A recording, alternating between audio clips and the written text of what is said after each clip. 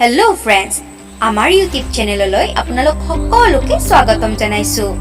আজি আমি অসমীয়া চলচ্চিত্ৰ জগত অৰ্থাৎ জলিউডৰ 5গৰাকী মোহময়ী অভিনেত্ৰীৰ জীৱনৰ কিছু কথা জানো আহক। নম্বৰ 1, প্ৰস্তুতি পৰাশৰ।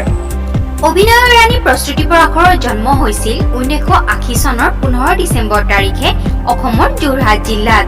তেখেতৰ পিতৃৰ নাম বিজয় চন্দ্ৰ শৰ্মা আৰু মাতৃৰ নাম বিজয়া শৰ্মা। প্ৰস্তুতি পৰাশৰে 5 বছৰ বয়সতে 1985 চনত বৰ্ণালী নামৰ দূৰদৰ্শনৰ চিৰিয়েল এখনত অভিনয় কৰি নিজৰ অভিনয় জীৱনৰ পাতনি মেলিছিল আৰু তেখেতে প্ৰথম অভিনয় কৰা বোলছবিখনৰ নাম আছিল মহাৰথী। গুণগুণ গানে গানে, দীনবন্ধু, অহেতুক আদিকে ধৰি প্ৰায় 24খন বোলছবিত অভিনয় কৰাৰ লগতে 30-35খনমান নাটকতো প্ৰস্তুতি পৰাশৰে অভিনয় কৰিছে। তেওঁ ভ্ৰাম্যমাণ জগতৰ এগৰাকী উল্লেখযোগ্য অভিনেত্ৰী। নাটকৰ মঞ্চত তেওঁৰ বলিষ্ঠ অভিনয় চাবলৈ দৰ্শকৰ লানি নিচিঙা সোঁত বয়। 2001-2 বৰ্ষত গুণগুণ গানে গানেৰ বাবে ৰাজ্যিক চলচ্চিত্ৰ বঁটা, 2004 শ্ৰেষ্ঠ অভিনেত্ৰীৰ বঁটা, 2008-9 বৰ্ষৰ মুনলাইট এৱাৰ্ডছত শ্ৰেষ্ঠ অভিনেত্ৰীৰ শিতানলৈও প্ৰস্তুতি পৰাশৰে মনোনয়ন লাভ কৰিছে। প্ৰস্তুতি পৰাশৰে 2004 চনত মানস দাসৰ সৈতে বিবাহপাশত আবদ্ধ হয় আৰু 2010 চনত এগৰাকী কন্যা সন্তানৰ মাতৃ হয়। তেখেতৰ এটা প্ৰস্তুতি পৰাশৰ নামেৰে ইউটিউব চেনেলো আছে আৰু ইয়াৰ ছাবস্ক্ৰাইবাৰ হৈছে বৰ্তমান 2,80,000। নম্বৰ 2, বৰষা ৰাণী বিষয়া। মোহময়ী অভিনেত্ৰী বৰষা ৰাণী বিষয়াৰ জন্ম হৈছিল 20 ছেপ্টেম্বৰ 1983 চনত গুৱাহাটীত। পিতৃ অশোক কুমাৰ বৈশ্য আৰু মাতৃ হেপী মণি বৈশ্যৰ 2 পুত্ৰৰ মাজত একমাত্ৰ কন্যা বৰষা ৰাণী বিষয়া। মাত্ৰ 3 বছৰ বয়সতে গুৱাহাটীৰ লতাশিল বিহু মঞ্চত তেখেতে বিহু নৃত্য প্ৰদৰ্শন কৰিছিল। তেখেতৰ ডাঙৰ ভাতৃ অংকুৰ কুমাৰ বৈশ্যও এজন ভাল অভিনেতা। পিতৃ অশোক কুমাৰ বৈশ্যৰ দ্বাৰা প্ৰযোজিত আৰু চাৰুকমল হাজৰিকাৰ দ্বাৰা পৰিচালিত ধাৰাবাহিক দাপোনত প্ৰথম অভিনয় কৰি তেখেতে অভিনয় জীৱনৰ পাতনি মেলে। বৰষা ৰাণী বিষয়াই 1998 চনৰ জনপ্ৰিয় অসমীয়া চলচ্চিত্ৰ যৌৱনে আমনি কৰে জৰিয়তে অসমীয়া ছবি জগতত খোজ দিয়ে।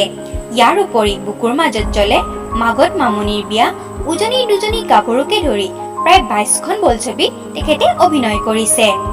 বৰষা ৰাণী বিষয়াই বেংগলী বোলছবি আৰু হিন্দী ধাৰাবাহিকতো অভিনয় কৰিছে।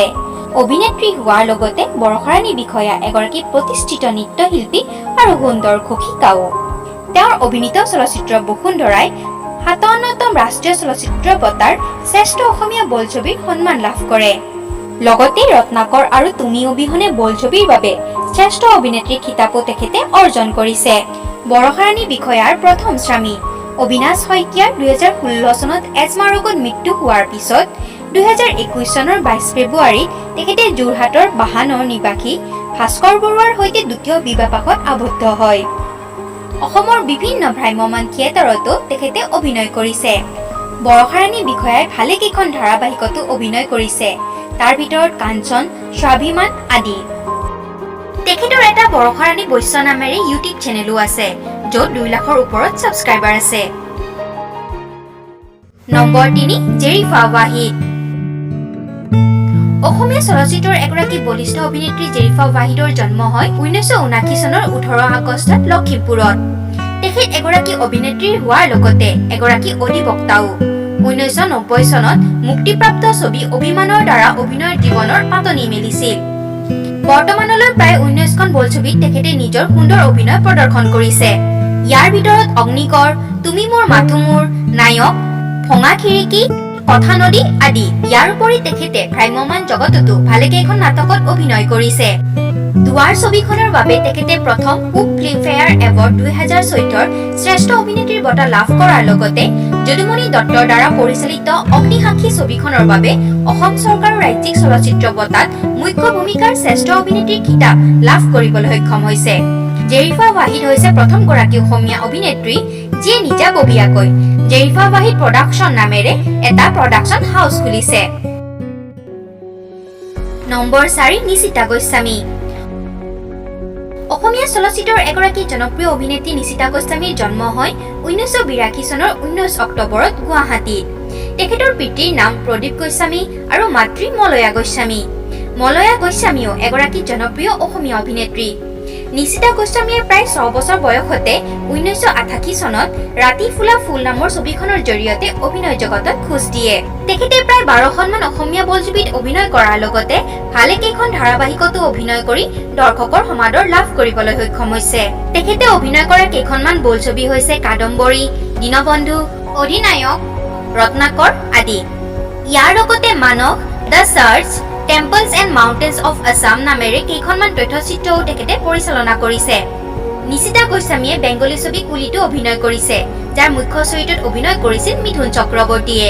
বৰ্তমান তেখেতে ৰেঙনি চেনেলৰ জনপ্ৰিয় ধাৰাবাহিক বেহাৰবাৰী আউটপোষ্টত সুন্দৰ অভিনয় কৰি দৰ্শকৰ মন জয় কৰিবলৈ সক্ষম হৈছে। 2002 চনত বাণী দাসৰ দ্বাৰা পৰিচালিত চলচ্চিত্ৰ মনৰ বাবে তেখেতে ভালেকেইটা বঁটা লাভ কৰাৰ লগতে দীনবন্ধু, কাদম্বৰী, সুৰেশ চুৰৰ পুতেকত অভিনয় কৰি শ্ৰেষ্ঠ অভিনেত্ৰীৰ খিতাপো তেখেতে অৰ্জন কৰিছে। নিশিতা গোস্বামীয়ে 2011 চনত স্বয়ন চক্ৰৱৰ্তীৰ সৈতে বিবাহপাশত আবদ্ধ হয়। তেখেতৰ এটা পুত্ৰ সন্তানো আছে, যাৰ নাম হৈছে ৰিবান বিনোদ চক্ৰৱৰ্তী। ৰি এণ্ড মামা কিডছ শ্ব' নামেৰে তেখেতৰ এটা ইউটিউব চেনেলো আছে, য'ত নিশিতা গোস্বামীয়ে তেখেতৰ পুত্ৰ ৰিহানৰ সৈতে বিভিন্ন ক্ৰিয়াকলাপ কৰি দেখুৱায়।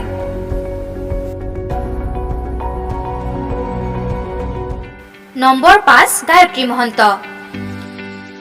এগৰাকী অসমীয়া চলচ্চিত্ৰৰ জনপ্ৰিয় অভিনেত্ৰী গায়ত্ৰী মহন্তৰ জন্ম হয় 1982 চনৰ 24 ফেব্ৰুৱাৰীত গুৱাহাটীত। তেখেতৰ পিতৃৰ নাম বিপিন মহন্ত।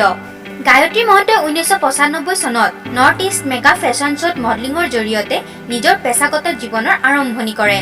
তেখেতৰ চিত্ৰ অসমৰ বিভিন্ন আলোচনীৰ লগতে আন্তঃৰাষ্ট্ৰীয় আলোচনী, ফিল্মফেয়াৰ, বজাৰ আদিৰ বেটুপাততো স্থান লাভ কৰিছে। কেমেৰাৰ সন্মুখত প্ৰথম প্ৰেম আৰু প্ৰেম নামৰ বোলছবিখনত তেখেতে অভিনয় কৰে।